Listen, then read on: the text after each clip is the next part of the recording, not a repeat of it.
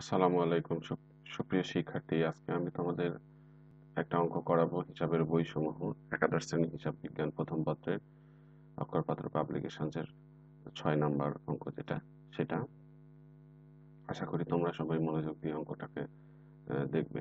তো শুরু করা যাক। আমাদের অঙ্কটাতে কি বলেছে। এখানে যা বলেছে সেটা হচ্ছে সমস্যা নাম্বার 6, 2020 সালের মাসে ঢাকার মিস্টার রহিম নিম্নলিখিত লেনদেনগুলো সম্পন্ন করেন। এখানে 2020 মার্চের 1 জনতা ব্যাংকে জমা দেওয়া হলো 1000 টাকা, আসবাবপত্র ক্রয় করা হলো 500 টাকা, নগদে পণ্য ক্রয় করা হলো 800 টাকা, রহিমের কাছে বাকিতে পণ্য বিক্রয় 600 টাকা, জীবন বীমার প্রিমিয়াম প্রদান 150 টাকা, বাকিতে পণ্য ক্রয় 1000 টাকা, বিজ্ঞাপনের উদ্দেশ্যে বিনামূল্যে পণ্য বিতরণ 120 টাকা। 29 তারিখে বলেছে ব্যক্তিগত প্রয়োজনে ব্যাংক থেকে উত্তোলন 400 টাকা। তারপরে 31 তারিখে বলেছে ব্যাংক কর্তৃক মঞ্জুরিকৃত সুদ 50 টাকা। প্রথমে করণীয় কতে চাইছে নিট ক্রয়ের পরিমাণ নির্ণয় করো। তো আমরা নিট ক্রয়ের পরিমাণ নির্ণয় করব। এটার জন্য আমাদের করতে হবে। তারপরে বলেছে মার্চ 15 তারিখের লেনদেনের অবলম্বনে এই যে 15 তারিখে বাকিতে পণ্য বিক্রয়ের লেনদেনে একটি চালান তৈরি করো। 1 থেকে 15 তারিখ পর্যন্ত লেনদেনগুলোর জাবেদা প্রদান করো। তো ঠিক আছে, আমরা এখানে শুরু করব। প্রথমে নিট ক্রয়ের পরিমাণ নির্ণয় করব। সমস্যা নম্বর 6।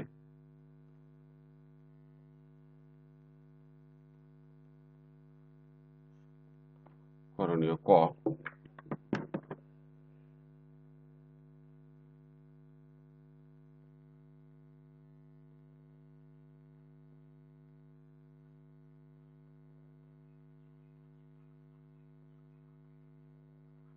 নিট ক্রয়ের পরিমাণ নির্ণয়। আমরা যেটা করব, নিট ক্রয় মোট আর নিট, মোট বলতে মানে মোট ক্রয় থেকে ক্রয় ফেরত এগুলো যদি বাদ দেই তাহলে আমরা পেয়ে যাব হচ্ছে নিট ক্রয়। এখন আমাদেরকে সে কাজটাই করতে হবে। তারিখ বিবরণ টাকা লিখে দিতে হবে। প্রথমটা তারিখ, তারপর একটা বিবরণ, তারপর একটা টাকা। সাল দেয়া আছে অঙ্কে 2020 সাল। আচ্ছা, 2020 সাল মার্চ মাস ওখানে সম্ভবত লেখা আছে। এখানে দেখো মার্চের 12 তারিখে কি বলেছে।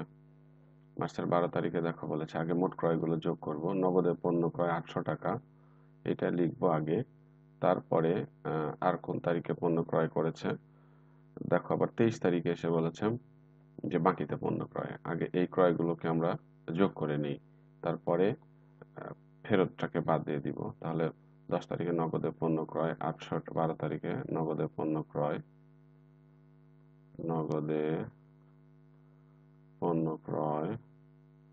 800 টাকা। তারপরে মার্চের 23 তারিখে আবার এখানে দেখো বলেছে এই যে বাকিতে পণ্য ক্রয়, আচ্ছা বাকিতে পণ্য ক্রয় এখানে লিখবো। বাকিতে পণ্য ক্রয় আমরা দেখতে পাচ্ছি 1000 টাকা। 1000 টাকা এটা যদি আমরা যোগ করি তাহলে আসলো 1800 টাকা। এটা হলো মোট ক্রয়। এই মোট ক্রয় থেকে আমাদেরকে বাদ দিয়ে দিতে হবে যেটা হয় পণ্য ফেরত অথবা মালিক কর্তৃক পণ্য ব্যবহার অথবা বিজ্ঞাপনের উদ্দেশ্যে বিতরণ, যেগুলো ক্রয়কে কমিয়ে দেবে। যেমন ওই যে বিজ্ঞাপনের উদ্দেশ্যে পণ্য বিতরণ করেছে 120 টাকা, তাহলে এটাও বাদ যাবে। যদি ক্রয় ফেরত থাকতো সেটা বাদ দিতাম। মালিক কর্তৃক পণ্য উত্তোলন যদি থাকতো তাহলে সেটা বাদ দিয়ে দিতাম। তাহলে 27 তারিখ লিখে আমরা এখানে লিখবো বাদ হচ্ছে বিজ্ঞাপনের উদ্দেশ্যে পণ্য বিতরণ। আচ্ছা, বিজ্ঞাপনের উদ্দেশ্যে পণ্য বিতরণ, বিজ্ঞাপনের উদ্দেশ্যে যেটা পণ্য বিতরণ আমরা করে দিব 120 টাকা দিয়ে দিলে আমাদের এখানে মোট থাকে হলো 1680 টাকা। এটাই হলো নিট ক্রয়।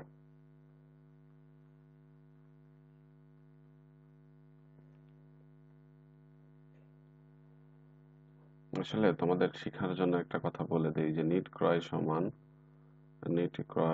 সমান এটা এমনিতেই লিখছি, কিন্তু মোট ক্রয় মানে যাবতীয় ক্রয় আমরা যোগ করব মাইনাস ক্রয় ফেরত বাদ বিজ্ঞাপন কি পণ্য বিতরণ মানে বিজ্ঞাপনের জন্য বাদ মানে পণ্য উত্তোলন, এইগুলো আরো যেগুলো পণ্য ক্রয়কে কমিয়ে দেয় সেগুলো বাদ দিলে হয় হচ্ছে কি তোমার নিট ক্রয়। আচ্ছা, এরপরে আমাদের করণীয় খতে দেখো বলেছে কি মার্চ মাসের 15 তারিখের লেনদেন অবলম্বনে একটা চালান তৈরি করো। তো ঠিক আছে, আমরা একটা চালান তৈরি করব, এটা হলো করণীয় খ।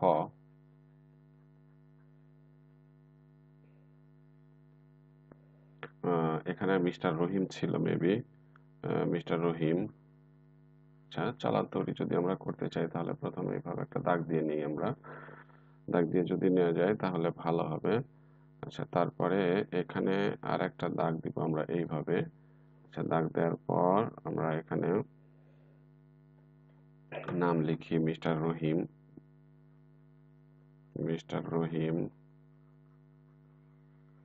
সম্ভবত ঢাকা, তার বলা আছে ঢাকার মিস্টার রহিম, তাই ঢাকা লিখলাম। তারপরে এখানে লিখে দিলাম হলো চালান। আচ্ছা, এখানে চালান নম্বর লিখতে হবে, চালান চালান নং, তারপরে ক্রেতার নাম হচ্ছে কি আছে ক্রেতার নাম। এখানে দেখো এই যে কয় তারিখ করিমের কাছে বাকিতে বিক্রয়, তাহলে এখানে পণ্যটা কিনছে কে, করিম কিনেছে, তাই তার নাম লিখতে হবে হলো করিম। আচ্ছা, ক্রেতার নাম হচ্ছে করিম। ঠিকানা, এখানে তো ঠিকানা থাকে, আমাদের ঠিকানা দেয়া নাই তাই আমরা দিচ্ছি না। আচ্ছা, তার পরবর্তীতে এখানে যেটা হবে এইভাবে আসার পরে এখানে আমরা লিখব হলো ক্রমিক নম্বর, তারপরে পণ্যের বিবরণ, তারপরে তোমার হচ্ছে এইটা একটা ঘর, এইটা একটা ঘর। আচ্ছা, তাহলে এইখানে আসবে ক্রমিক নম্বর, ক্রমিক নং, পণ্যের বিবরণ, তারপরে পরিমাণ, পরিমাণ, এটা হলো পরিমাণ, তারপরেরটা দর, তারপরেরটাও পরিমাণ। ঠিক আছে। আচ্ছা, এরপরে এখন আমরা তাহলে এখানে লিখতে পারবো 1 নম্বরে ওই যে 15 তারিখে পণ্য বিক্রি করেছে ধারে, তাই না? পণ্য বিক্রয়, মোট কত টাকার পণ্য বিক্রয় করেছে, দর টর কিছুই দেয়া নাই, 600 টাকার, এখানে সরাসরি 600 টাকায় লিখে দিব, যদি আরো থাকতো তাহলে আমরা সেগুলোকে দিতাম। দেওয়ার পরে এটাকে যে এইভাবে টান দিয়ে দিয়ে দিলাম, মনে করো এটাকে অফ করে দিলাম এখানে। তারপরে এই জায়গাটাতে আবার এভাবে টান দিব, দেওয়ার পরে এখানে লিখবো টাকা, লিখবো কোথায়, এখানে কালো জন্য এখান থেকে লিখলাম না, একটু এখান থেকে লিখি টাকা, লিখে এখানে কথায়, আচ্ছা কথায় লিখে এখানে দিলাম 600 টাকা মাত্র, ওই যে 600 টাকা মাত্র। এটা হলো ক্রেতার স্বাক্ষর, এখানে এভাবে সে স্বাক্ষর দিবে করিম। তারপরে এখানে বিক্রেতার স্বাক্ষর দিয়ে এখানে দিবে হচ্ছে করিম। আসলে চালান হচ্ছে কি বাকিতে পণ্য বিক্রয়টাকে যে ইয়েতে দেখানো হয়, সেটাই হচ্ছে তোমার চালানপত্র। তাহলে এটা আমাদের চালান হয়ে গেল। আচ্ছা, এর পরবর্তীতে দেখো বলেছে কি 1 থেকে 15 তারিখের লেনদেন পর্যন্ত, মানে 1 থেকে 15 যে এই কয়েকটা লেনদেনের ওরা জাবেদা চাইছে, তো আমরা এই কয়েকটা লেনদেনের জাবেদা এখন দিয়ে দিচ্ছি। করণীয় গ,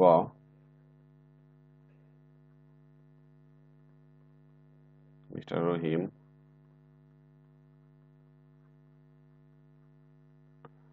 জাবেদা দাখিলা বা জাবেদা, এখানে একটু লেখা উচিত ছিল 1 থেকে 15 তারিখ পর্যন্ত, না লিখলেও হবে। এখন আমরা জাবেদার সব করছি।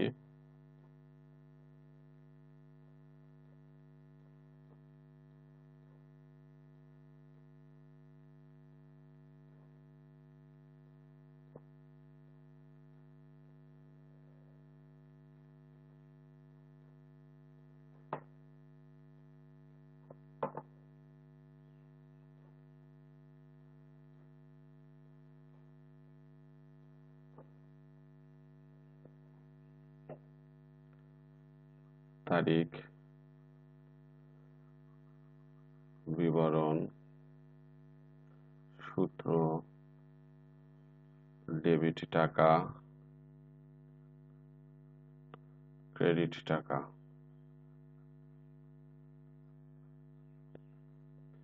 2020 সাল জানুয়ারি 1 তারিখ। এখানে দেখো বলেছে কি জনতা ব্যাংকে টাকা জমা দেওয়া হলো কত টাকা 1000 টাকা। আচ্ছা, জনতা ব্যাংকে যখন টাকাটা জমা দেওয়া হলো তাহলে ধরো আমাদের এটা একটা প্রতিষ্ঠান আর এটা হলো একটা জনতা ব্যাংক। তাহলে আমরা যখন এই ব্যাংকে আমার টাকাটা নিয়ে যায় জনতা ব্যাংকে জমা দিয়ে দিলাম, তাহলে এই 1000 টাকা এখান থেকে কি হলো আমার কমে গেল। এই যে নগদ টাকা আমি জনতা ব্যাংকে দিয়ে দিলাম, তাহলে নগদান এটা কমে গেল। নগদান একটা সম্পত্তিবাচক হিসাব, আর সম্পত্তি কমলে কি হয় আমরা জানি ক্রেডিট হয়। আর আমাদেরই ব্যাংক হিসাবে নামে এই জনতা ব্যাংকে টাকাটা কি হলো 1000 টাকা ব্যাংকে টাকা বেড়ে গেল, ব্যাংক হিসাব বেড়ে গেল। তাহলে এখানে আমাদের ব্যাংক হিসাব একটা সম্পত্তিবাচক, এই ব্যাংক হিসাব বৃদ্ধি পেল, তাহলে এটাকে কি লিখবো সম্পত্তি বাড়লে হলো ডেবিট। তার মানে আমাদের প্রতিষ্ঠান থেকে টাকা ব্যাংকে চলে গেল, নগদ টাকা কমে গেল, প্রতিষ্ঠানের সম্পত্তি কমে গেল, তাই নগদান ক্রেডিট এবং ব্যাংক হিসাব বেড়ে গেল আমাদের, তাই ব্যাংক হলো ডেবিট হবে, কারণ এই সম্পত্তি এখানে বৃদ্ধি পাইছে। তাহলে আমরা জাবেদায় লিখবো হচ্ছে ব্যাংক হিসাব ডেবিট এবং নগদান হিসাব ক্রেডিট। ব্যাংক হিসাব ডেবিট আর নগদান হিসাব ক্রেডিট। হিসাব না লিখলেও হবে, টাকা 1000 এখানে আমরা লিখব যে ব্যাংকে জমা দেওয়া হয়েছে, ব্যাংকে নগদ জমা দেওয়া হয়েছে, নগদ জমা দেওয়া হয়েছে, ব্যাংকে নগদ জমা দেওয়া হয়েছে। এটা আমাদের এখানে চলে আসলো। আশা করি তোমরা এটা পারবে। এরপরে জানুয়ারির 1 তারিখের পর আমাদের দেখতে হবে যে কয় তারিখে, জানুয়ারির 10 তারিখে বলছে আসবাবপত্র ক্রয় করা হলো কয় টাকার 500 টাকার। আচ্ছা, এখানে একটা বিষয়, আসবাবপত্র ধরো এটা আমাদের একটা প্রতিষ্ঠান আর এটা মার্কেট, এখান থেকে আমরা আসবাবপত্র কিনলাম 500 টাকার, তাহলে এই প্রতিষ্ঠানের মধ্যে আসবাবপত্র 500 টাকার কি হলো বেড়ে গেল কেনার ফলে, ভালো, তাহলে এই সম্পত্তি বাড়লো, তাই আসবাবপত্রটা ডেবিট হবে, সম্পত্তি বাড়লো হয় ডেবিট। এবং 500 টাকা এই প্রতিষ্ঠান থেকে কমে গেল, কিন্তু নগদ টাকা প্রতিষ্ঠান থেকে কি হলো কমে চলে গেল, তাহলে নগদ টাকা কমে গেলে নগদান সম্পত্তি কমলো, তাই নগদানটা ক্রেডিট হবে। সম্পত্তি আসবাবপত্র বাড়ছে তাই আসবাবপত্র ডেবিট, নগদ টাকা কমে গেছে তাই নগদান ক্রেডিট হবে। তো ঠিক আছে, লেখো এটা যে আসবাবপত্র ডেবিট, নগদান ক্রেডিট।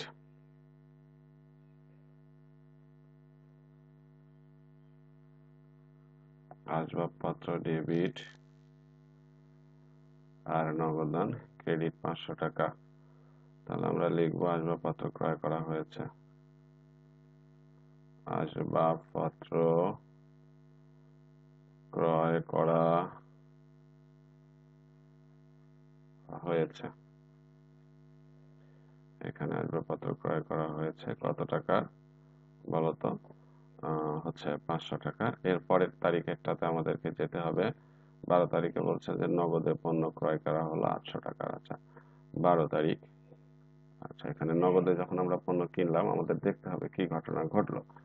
এটা আমাদের ব্যবসায় প্রতিষ্ঠান, আমরা মনে করি নগদে পণ্য ক্রয় করার ফলে 800 টাকার পণ্য প্রতিষ্ঠানে ক্রয় হিসাবটা বেড়ে গেল, ক্রয় একটা ব্যয়বাচক হিসাব, তাহলে এই ক্রয়টা কি হলো বৃদ্ধি পাইলো, আর ব্যয় বৃদ্ধি পাইলে ডেবিট হয়। আর কিনেছি নগদে, তাহলে প্রতিষ্ঠান থেকে আবার 800 টাকা নগদান কি হয়ে গেছে কমে গেছে, তাহলে নগদান হিসাব কমে গেল, তাহলে সম্পত্তি কমে গেল, এটা হবে ক্রেডিট। তাহলে আমরা দেখতে পাচ্ছি যে এখানে একটা সম্পত্তি কমে গেছে আর একটা সম্পত্তি কমে গেছে আর বিপরীতে ব্যয় বাড়ছে, ক্রয় করার ফলে ক্রয় প্রতিষ্ঠানে বেড়ে গেল, মানে ব্যয়বাচক হিসাব, ব্যয় বৃদ্ধি পাইলে তাই হবে ডেবিট, আর প্রতিষ্ঠান থেকে নগদ টাকা চলে গেছে, সম্পত্তি এই নগদানটা কমে গেল, তাই সম্পত্তি কমে গেলে নগদান হিসাবকে ক্রেডিট করতে হয়। অর্থাৎ আমাদের জাবেদা হবে ক্রয় হিসাব ডেবিট এবং নগদান হিসাব ক্রেডিট। ক্রয় ডেবিট 800 টাকা, নগদান ক্রেডিট 800 টাকা। তাহলে আমরা এখানে লিখবো নগদে ক্রয় করা হয়েছে, নগদে ক্রয় করা হয়েছে।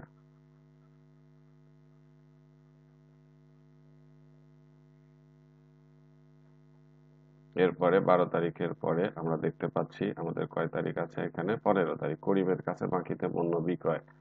আচ্ছা, বাকিতে এবার পণ্য বিক্রয় করা হয়েছে। আচ্ছা, তাহলে বাকিতে যদি আমরা পণ্য বিক্রি করি, ধরি এটা আমাদের প্রতিষ্ঠান। করিমের কাছে বাকিতে পণ্য বিক্রি করেছি কয় টাকার? 600 টাকা। আচ্ছা, বিক্রি করলাম প্রতিষ্ঠানের, তাহলে আমাদের প্রতিষ্ঠানের বিক্রয়টা কি হলো? বৃদ্ধি পেয়ে গেল।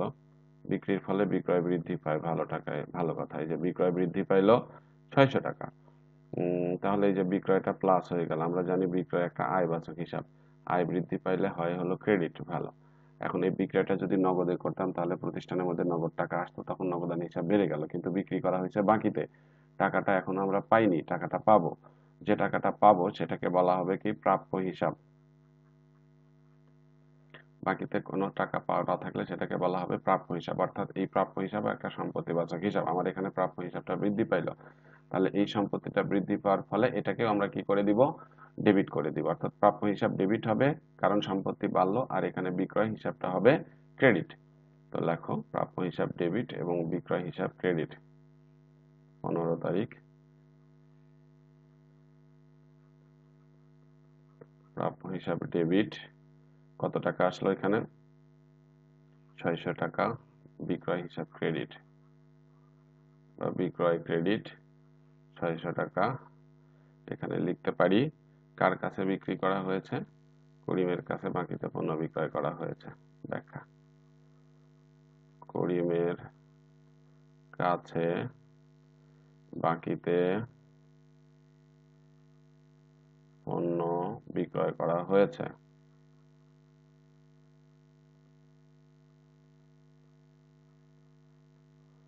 তো আমাদের তো করণীয় তো এই পর্যন্তই চাইছে। যাই হোক ছাত্রছাত্রী, এই পর্যন্তই এটার অঙ্কের শেষ। আশা করি তোমরা অঙ্কটা বুঝতে পেরেছো।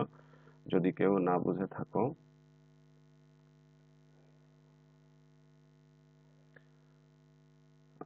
ছাত্রছাত্রী আশা করি তোমরা অঙ্কটা বুঝতে পেরেছো। যদি কেউ না বুঝে থাকো তাহলে আমাকে কমেন্টস করে জানাবে। আমি চেষ্টা করব তোমাদের সেই কমেন্টসের উত্তর দেওয়ার জন্য। আর আমার ইউটিউব চ্যানেলে যে সমস্যাগুলো বা যে প্রবলেমগুলো আমি সলভ করে দিয়েছি, তোমরা সেগুলো নিয়মিত দেখতে থাকো। আশা করি এই করোনাকালীন সময়ে তোমরা বাসায় বসে থেকেও এই ধরনের অঙ্কগুলোকে সমাধান করতে পারবে এবং তোমরা ভবিষ্যতের জন্য নিজেকে গঠন করতে পারবে, যাতে পরীক্ষায় উত্তর করা যায় এবং ভবিষ্যতে যাতে তোমাদের কর্মজীবনে এবং বাস্তব জীবনের এগুলো প্রয়োগ করতে পারো। আশা করি যে তোমরা এগুলো প্রয়োগ করতে পারবে। এই কথা বলে আজকের মতো আমি আমার ক্লাসটাকে এখানেই শেষ করছি। আল্লাহ হাফেজ। সবাই ভালো থাকো, সুস্থ থাকো।